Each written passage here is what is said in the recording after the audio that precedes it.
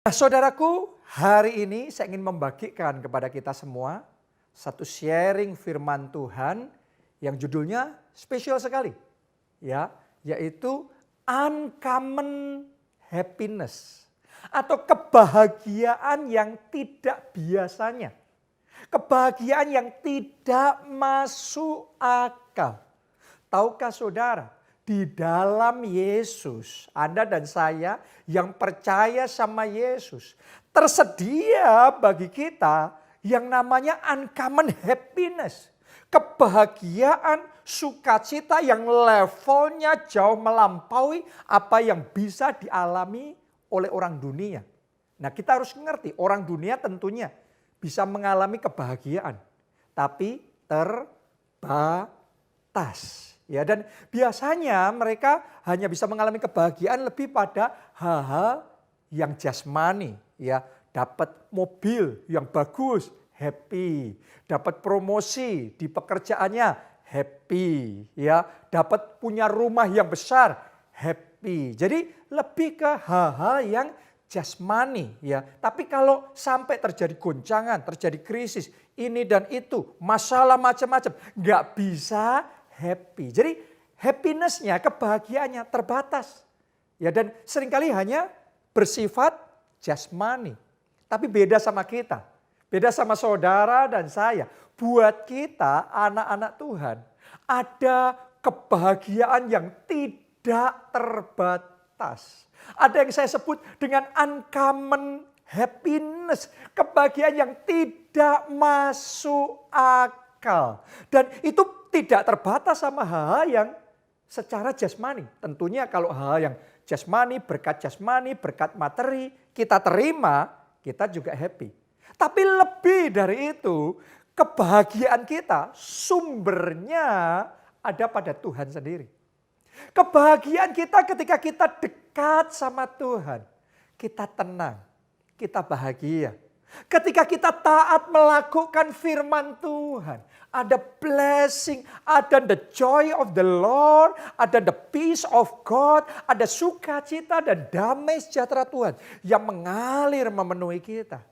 Ketika kita berlindung dekat sama Tuhan, maka ada kebahagiaan juga yang dikaruniakan di dalam hati kita. Jadi kalau Anda teliti sepanjang Alkitab, saudara akan menemukan ya bahwa anak Tuhan itu punya 1001 akses untuk mendapatkan kebahagiaan. Saluran untuk mendapatkan kebahagiaan. Tapi sumbernya satu, sumbernya Tuhan. Jadi hari ini saya mau katakan apapun yang sedang Anda alami, apapun yang sedang terjadi dalam hidup saudara, saudara bisa mengalami uncommon happiness. Saudara bisa mengalami kebahagiaan yang tidak masuk akal. Damai sejahtera yang melampaui segala akal. Apapun yang sedang terjadi di pernikahan saudara. Di dalam keluarga saudara. Saya mau katakan, saya punya good news. Saya punya berita baik buat saudara. Tuhan sanggup bekerja. Saat ini juga Tuhan sanggup menjamah hati saudara. Dan pernikahan saudara bisa bahagia. Keluarga saudara di dalam nama Yesus bisa kembali mengalami kebahagiaan. Oke, saya ingin bacakan 2 Korintus 12 ayat 10. Karena itu, Anda perhatikan ya, ini Rasul Paulus yang ngomong. Aku senang. Senang tuh happy. Oke, ya ini bicara kebahagiaan. Aku senang dan rela ya di dalam apa? Kelemahan. Wow. Di dalam apa? Siksaan. Kok nggak masuk akal ya? Di dalam kesukaran. Ini ngomong apa ya? Kayaknya kok nggak masuk akal sama sekali. Di dalam penganiayaan dan kesesakan oleh karena Kristus. Sebab jika aku lemah, maka aku kuat. Wow. Saudaraku, buat orang dunia yang dikatakan oleh Rasul Paulus ini benar-benar impossible. Benar-benar nggak masuk akal. Ya, ngalami kesesakan, ngalami aniaya, ngalami kesulitan. Kok bahagia? Kenapa? Alasannya sederhana. Karena Paulus sudah belajar menjadikan Tuhan sumber sukacitanya. Jadi walaupun aniaya terjadi, kesengsaraan terjadi, persoalan terjadi, tetapi sukacita Tuhan tidak terbendung. Sukacita dari Tuhan, kebahagiaan dari Tuhan tidak bisa dibendung oleh aniaya, tidak bisa ditaklukkan oleh kesukaran, tidak bisa dikalahkan oleh semua masalah yang sedang terjadi. Kenapa? Karena sukacita Tuhan lebih besar. Dan saya berdoa sukacita dari Tuhan saat ini juga mulai mengalir dalam hati saudara. Saya berdoa damai sejahtera dan kebahagiaan dari Tuhan memenuhi hati saudara sampai meluap-luap. Itu yang saya sebut dengan uncommon happiness. Gak masuk akal. Ini kebahagiaannya gak wajar, gak biasa. Harusnya kalau krisis, harusnya yang namanya kekurangan itu ya sedih. Tapi ada anak-anak Tuhan mengalami semuanya itu, tidak kehilangan sukacita yang dari Tuhan. Harusnya yang namanya mengalami masalah dalam keluarga, belum ada jalan keluar, belum ada solusi. Harusnya stres, harusnya letih lesu, harusnya berbeban berat. Tapi karena dekat sama Tuhan, hatinya bisa tetap tenang, hatinya bisa tetap damai. Saya mau ngomong sama saudara, itu uncommon happiness. Itu kebahagiaan yang tidak masuk akal. Oke, harusnya kalau di dalam keluarga ya antara mertua menantu ada gesekan, antara kakak adik ada ketidakcocokan, ada pertengkaran. Harusnya kalau sudah kayak gitu jadi musuh, harusnya kalau kayak gitu nggak bisa bahagia, nggak bisa sukacita. Tapi saya mau katakan sama saudara, kalau saudara jadikan Tuhan sumber sukacita dalam hidup saudara, maka pemulihan bisa terjadi. Maka ketenangan bisa ada di hati saudara. Maka damai sejahtera tetap bisa bertahta dalam hidup saudara. Apapun yang terjadi, hubungan saudara dengan pasanganmu, dengan suami, dengan istri saudara. Apapun yang terjadi dalam hubungan saudara dengan orang tua, dengan anak-anak saudara. Saya mau katakan, buka hati saat ini juga. Dan dengan iman terima damai sejahtera dari Tuhan. Terima sukacita, uncommon happiness itu masuk di dalam hati saudara. Anda mau? Anda siap? Ya, sekarang saya mau bagikan 4 rahasia, 4 resep rahasia mengalami uncommon happiness. Nomor 1, ya, buang hati serong. Saya bacain dulu ya ayatnya, ada di Amsal 17 ayatnya yang ke-20. Orang yang serong hatinya tidak akan mendapat bahagia. Nah, ini Alkitab yang ngomong loh. Ya, Anda tolong dengarkan sekali lagi. Saya ulang, tolong dicamkan baik-baik. Alkitab ngomong begini, ini kebenaran. Ya, ini realita yang akan Anda alami. Ya, kalau hati kita izinkan serong. Ditulis begini, orang yang serong hatinya tidak akan mendapat bahagia, nggak happy. Orang kalau hatinya serong nggak happy. Terus ditulis, orang yang memutar-mutar lidahnya akan jatuh ke dalam celaka. Sudah nggak happy, celaka lagi. Kenapa? Karena dimulai dari hati yang serong. Saudaraku, serong itu menyimpang. Ya, orang sudah menyimpang makanya omongannya muter-muter. Kenapa? Mesti ada yang disembunyikan. Kenapa disembunyikan? Mesti ada yang salah. Mesti ada dosa. Dan Alkitab ngomong, orang kalau menyembunyikan dosa, orang kalau menyimpang di dalam jalannya, tidak akan bahagia. Oke, kalau hati kita nggak bersih, hati kita serong, susah untuk bahagia.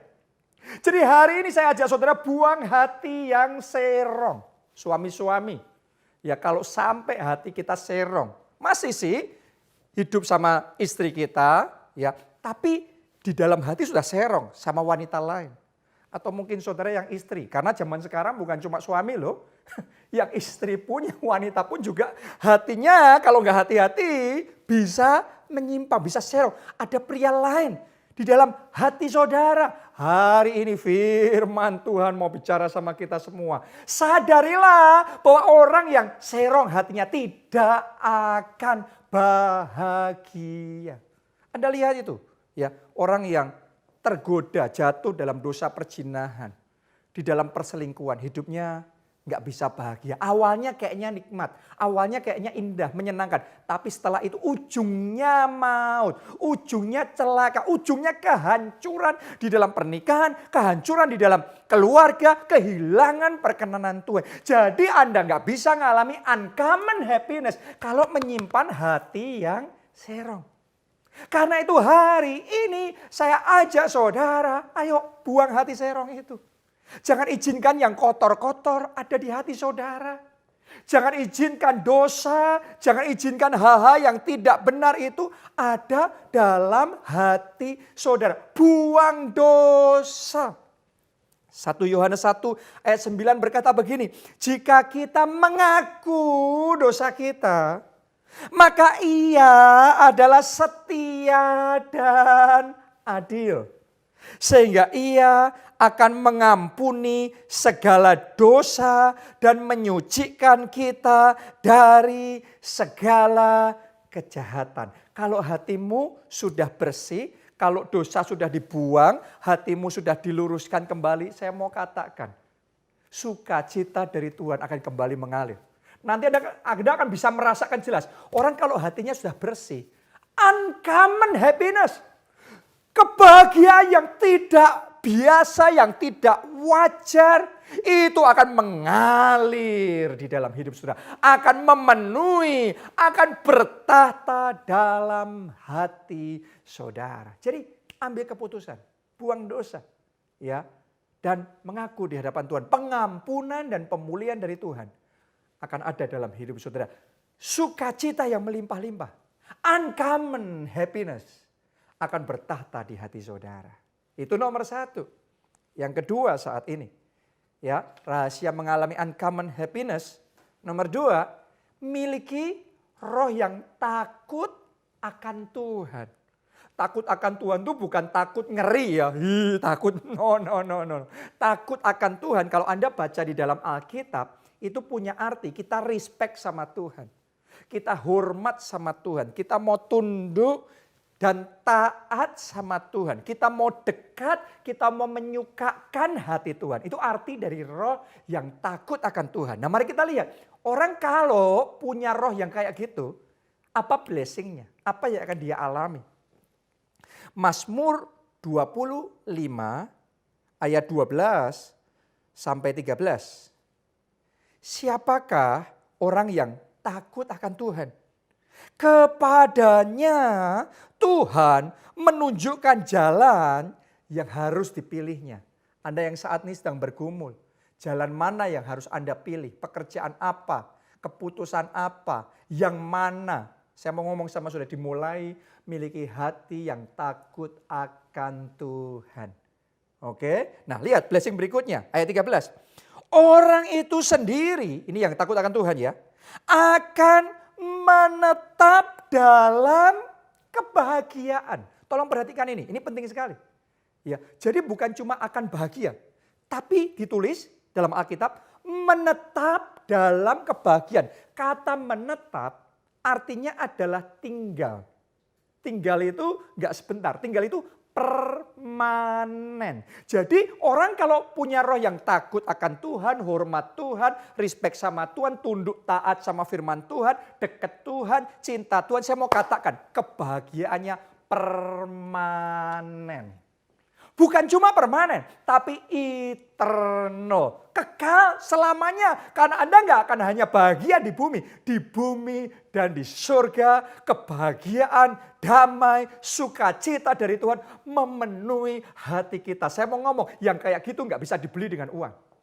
Yang kayak gitu dimulainya miliki hati yang takut akan Tuhan. Jadi kalau saudara mau kebahagiaan yang tidak masuk akal ini, permanen di dalam hatimu, ambil keputusan, miliki hati yang takut akan Tuhan. Amin. Itu blessing yang luar biasa.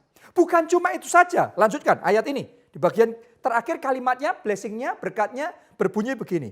Dan anak cucunya akan mewarisi bumi. Jadi orang yang takut akan Tuhan ya akan bisa mengimpartasikan sesuatu kepada keturunannya, kepada anak cucunya. Sehingga anak cucunya mewarisi bumi. Ini janji firman Tuhan. Bicara tentang warisan itu ada 3 dimensi. Yang pertama warisan secara jasmani ya.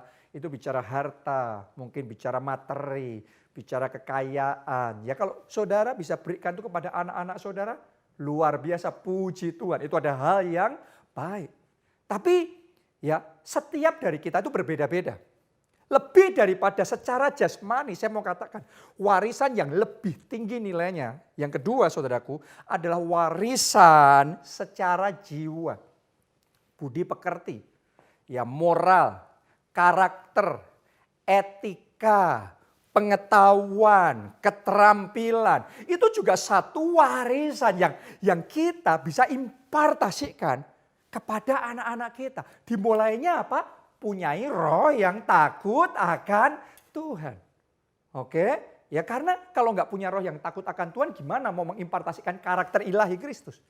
Kalau nggak punya roh yang takut akan Tuhan, gimana caranya sudah mengimpartasikan moral, etika, ya pengetahuan tentang takut akan Allah, jalan hidup, value, nilai-nilai hidup yang benar. Saudara nggak bisa mengimpartasikan yang saudara nggak punya. Jadi dimulai dari roh yang takut akan Tuhan. Karena kalau Anda bisa impartasikan seperti itu, hidupmu, hidup anakmu, hidup keturunanmu bahagia. Amin. Ya, itu yang kedua. Yang ketiga, warisan yang dimensi ketiga yang paling tinggi nilainya adalah warisan secara rohani.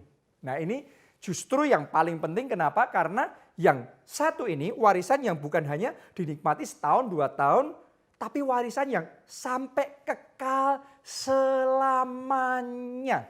Saudaraku, saya setiap hari sekarang mengadakan mesbah keluarga dengan anak-anak saya. Kenapa? Karena saya mau mengimpartasikan warisan ilahi keluarga ini kepada mereka. Saya berikan som privat sama mereka. Saya bagikan tentang Tuhan Yesus. Tentang bagaimana anugerah keselamatan tersedia di dalam Yesus. Saya bagikan kepada mereka barang siapa percaya dan dibaptis, dia diselamatkan. Saya bagikan dasar-dasar kekristenan. Saya bagikan kepada mereka ya kebenaran firman Tuhan. Rahasia hidup benar di hadapan Tuhan. Itu bagian dari warisan keluarga yang hari demi hari saya impartasikan. Dan semuanya itu bisa kita lakukan dimulai dengan apa tadi? Punyai roh yang takut akan Tuhan. Kalau kita sendiri ya jauh dari Tuhan, gimana caranya coba ngajak anak kita dekat sama Tuhan? Kalau kita sendiri yang nggak hidup benar sama Tuhan, gimana ngajarin anak-anak kita untuk hidup benar sama Tuhan?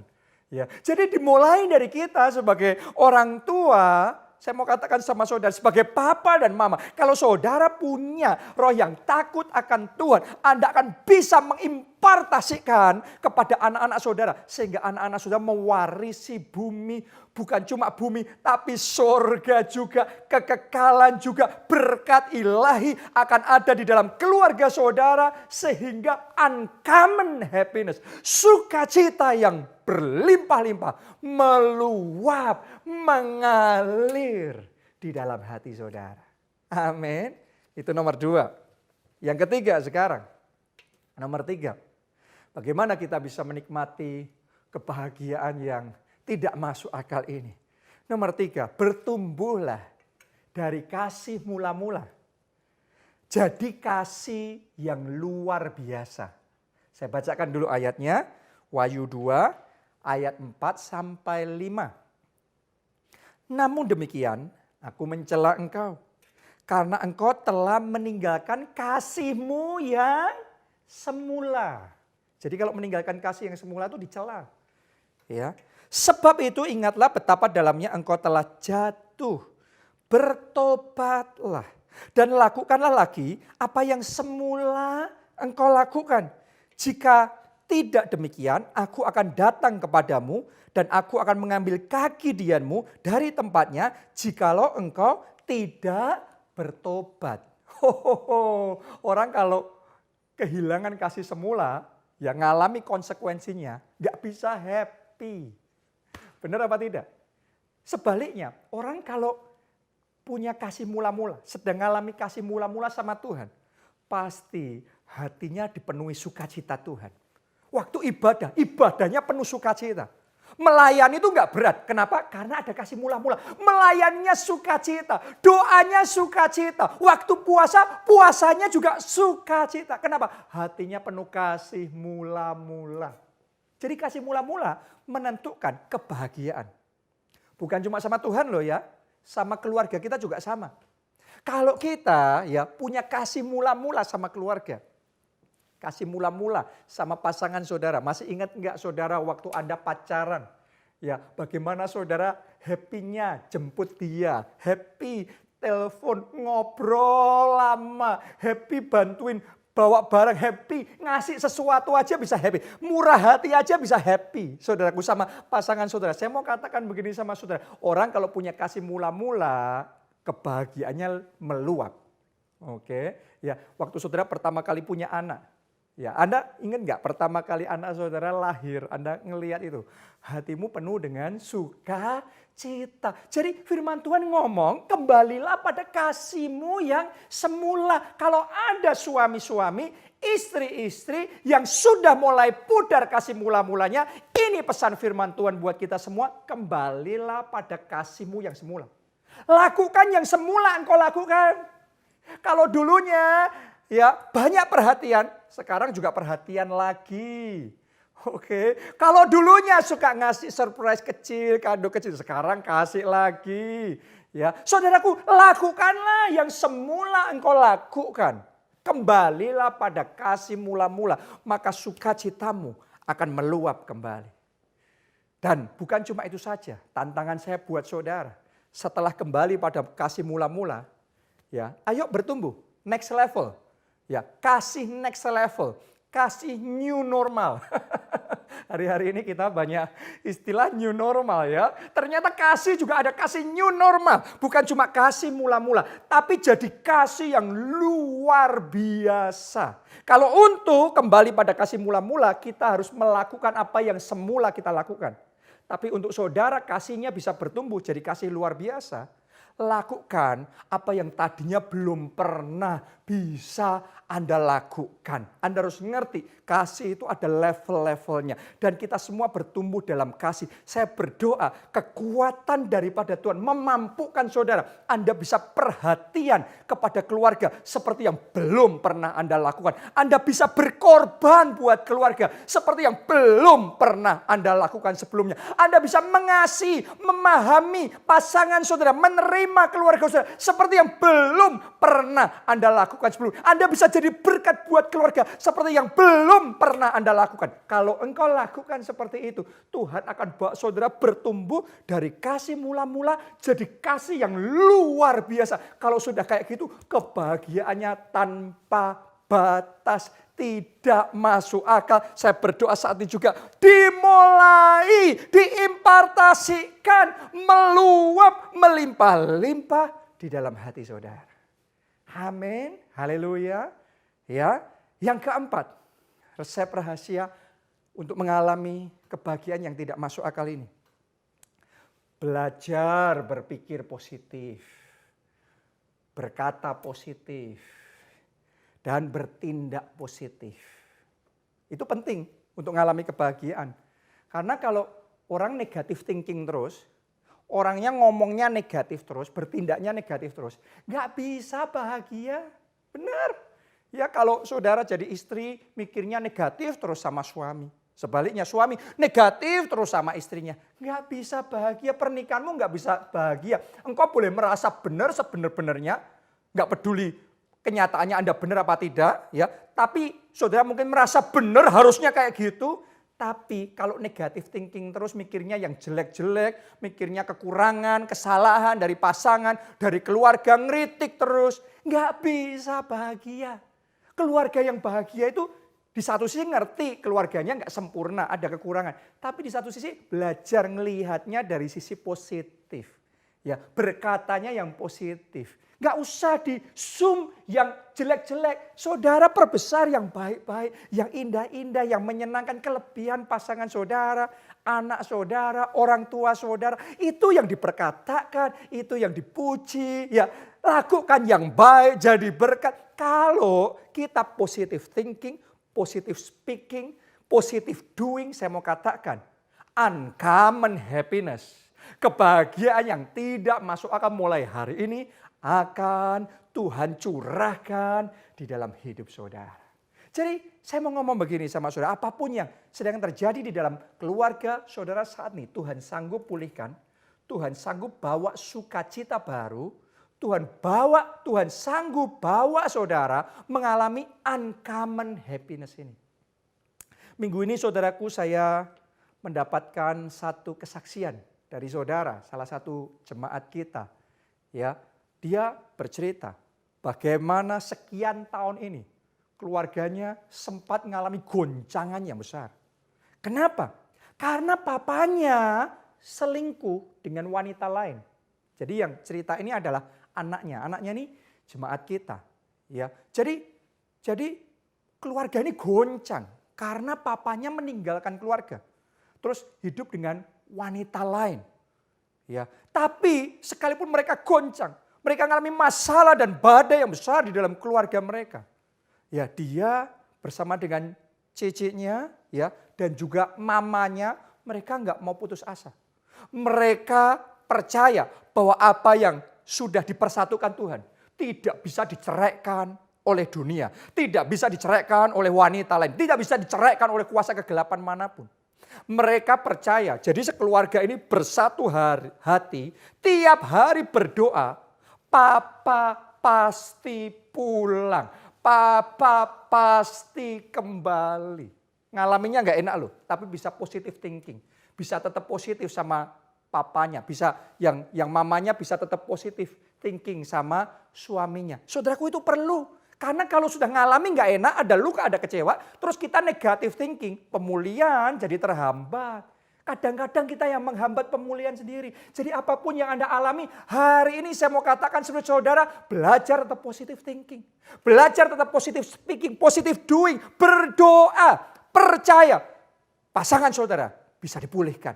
Keluarga saudara bisa dipulihkan. Pernikahan saudara bisa diselamatkan. Jadi keluarga ini setiap hari berdoa. Setiap hari berdoa buat papa mereka. Satu keluarga berdoa. Ya, dan terjadi peperangan rohani. Kenapa? Karena wanita lain itu, selingkuhan papanya itu, saudaraku, yaitu suka main santet. Suka main jampi-jampi, kedukun, hal-hal mistis. Dan melakukan hal-hal yang gak baik. Jadi ini terjadi peperangan roh juga.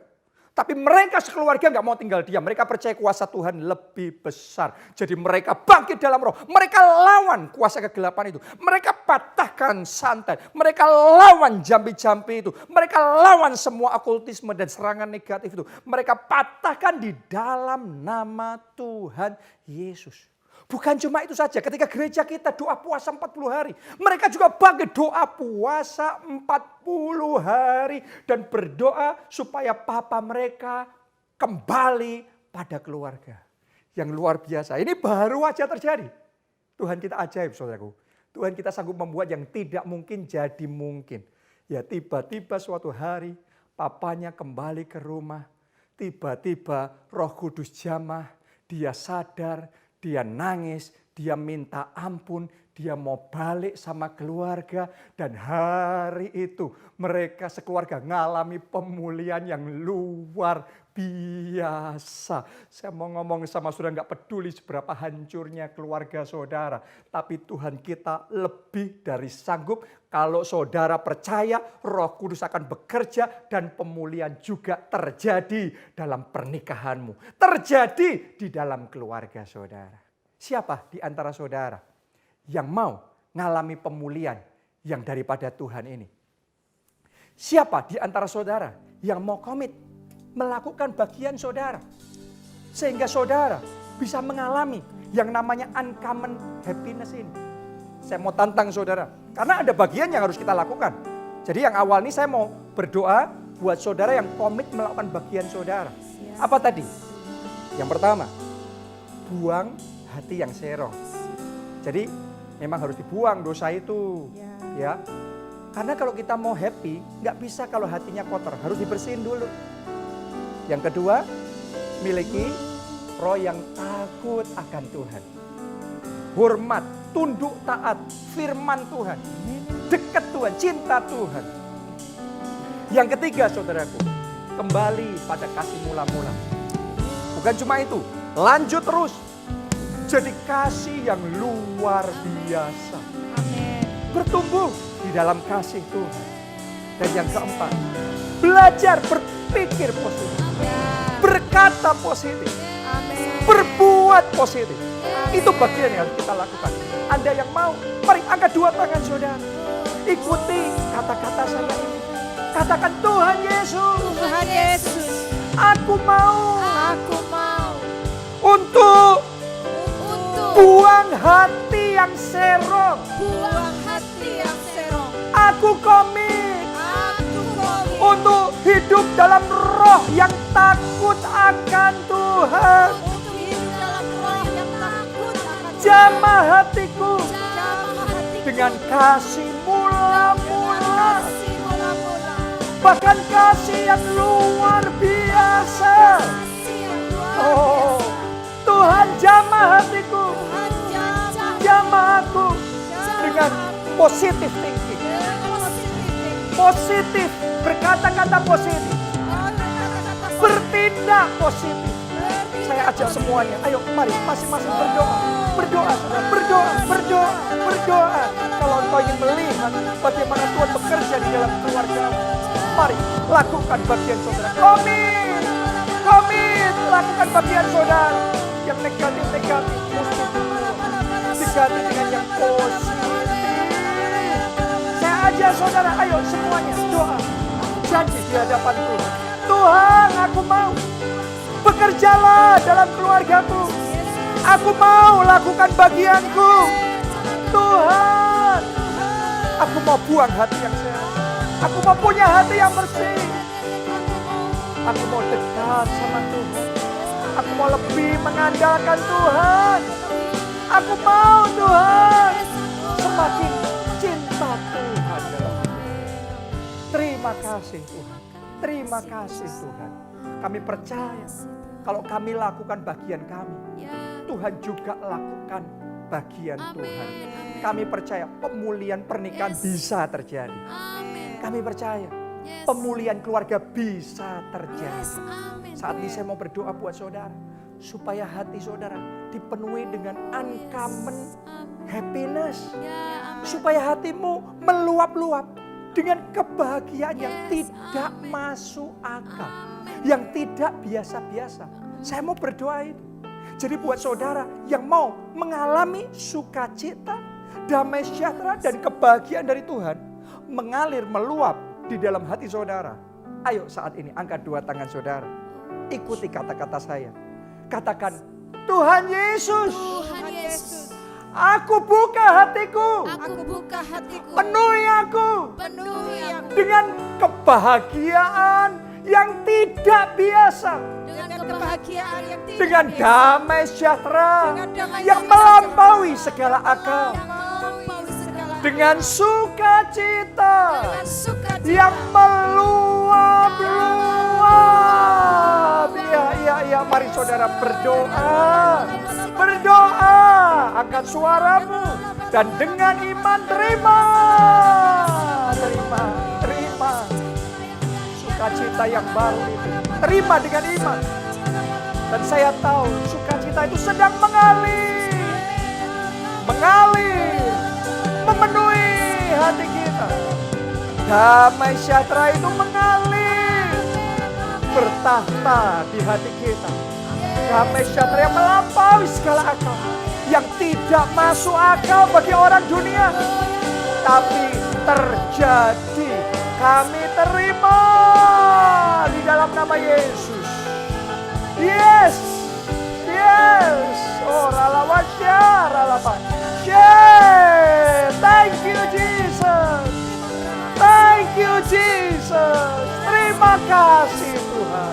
Engkau baik, Engkau dahsyat, Engkau luar biasa. Ucapan syukur, puji-pujian kami naikkan bagi Tuhan. Tuhan yang baik, Tuhan yang memulihkan keluarga kami, Tuhan yang bekerja di dalam kehidupan kami. Thank you Jesus. Terima kasih Tuhan. Hati kami meluap dengan ucapan syukur. Hati kami meluap dengan sukacita yang daripada Tuhan. Terima kasih Tuhan. Terima kasih Tuhan. Ajaib dan luar biasa Tuhan kami. Dengan iman kami terima uncommon happiness. Dalam nama Yesus kami berdoa.